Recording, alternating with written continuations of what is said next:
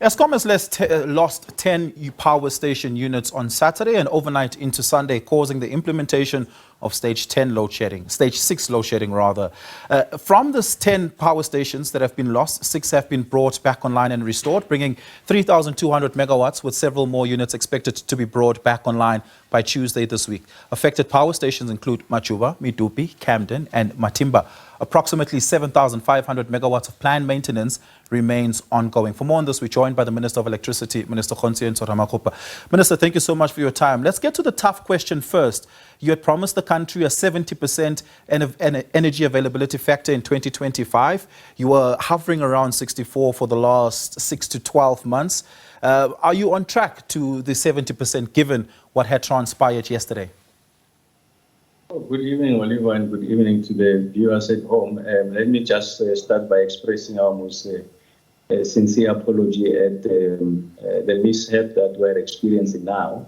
I think it's a great inconvenience. I think we're on a good roll, and hopefully we'll be able to return the units. Maybe to make the point, yes, we're absolutely correct. I mean, we set ourselves an energy availability factor of 70%. As you make the point, I think we're averaging about 64% for the year. So we're not close to where we want to be, but I'm more than confident that when we return Medupi unit number 4 that has been on a long-term outage, we should be able to get closer to that. And also the fact that we had to take unit 1 of Kubek as part of our compliance in relation to the extension of. Those are some of the units that have taken us out of that target. But I'm more than confident that towards the end of the calendar year, we'll be much, much closer to that, if not surpassing that number. So it still remains our target going forward. And with the kind of plans that the team have put in place, I'm more than confident that we should be in a position to achieve that. And also accepting that in the course of getting there, we are going to encounter missteps and the kind of setbacks that we have experienced now. And I'm happy that with what we have shared with the country, the kind of recovery that we have put in place, and some of those units that you have mentioned that we had lost starting yesterday, this morning, Camden, 2 of those from Majuba already back, 1 from the Camden is back, Medupi number 2, which was one of the 10 is already back. We're on schedule to get another 2 from Majuba by end of the day today. So yes, we are on course.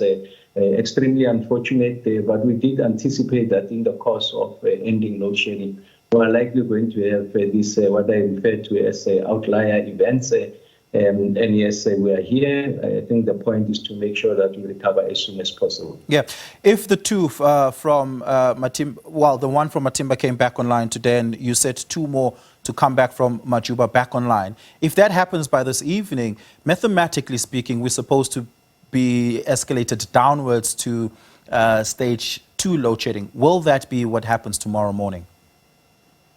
Oh, yes, mathematically speaking, you're right. It's not necessarily a linear relationship. What's the point I'm making is that we still need to ensure that we replenish our reserves. The last time I checked just before I joined you, Anchor Lake, which is our peaking plant, I think we're sitting at 28%. The dam levels are going up nicely. We're upwards of 70%. So you really want to make sure that by the time you make the call of whatever stage of load shedding going down, you are able to protect that decision. The last thing you want is to have oscillations. So today we say that, yes, tomorrow will be at stage 3, and then the next thing I appear on your show, so I'm sorry, we must go to stage 4 again. So I think some degree of being realistic and conservative.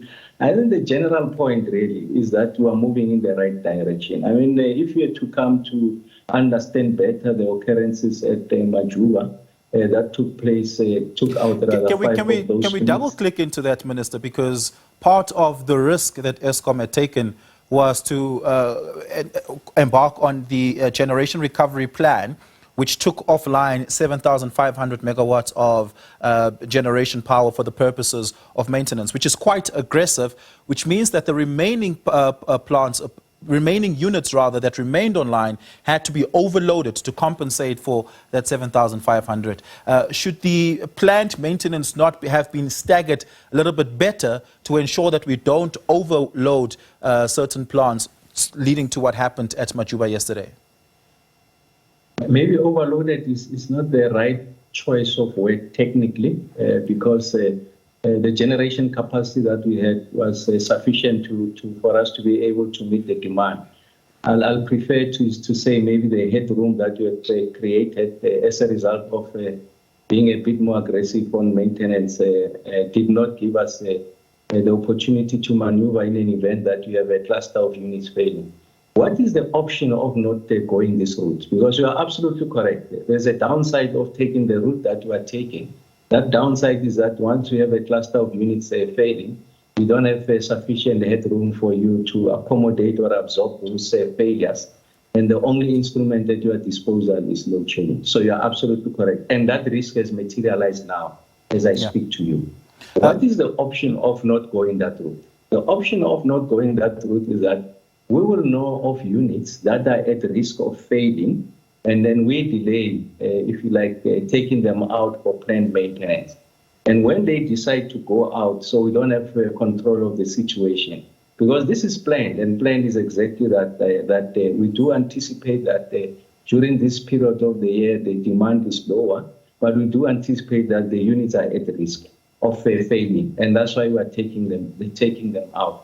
And some of them is about philosophy maintenance. By philosophy maintenance, I really mean that in their design methodology is such that they are expected to run for particular hours, and then you need to take them out. So we need to follow that. So this is the template that has gotten us here.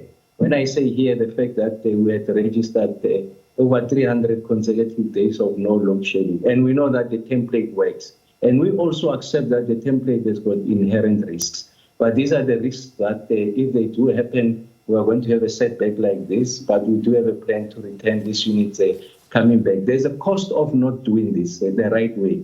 And that cost is simply an escalation of the electricity crisis, the delays in us defeating load shedding and getting the South African economy back on track. Yes, the downside risks, they are calculated. We do accept that when they materialize, you'll have a situation like this. And indeed, it has materialized.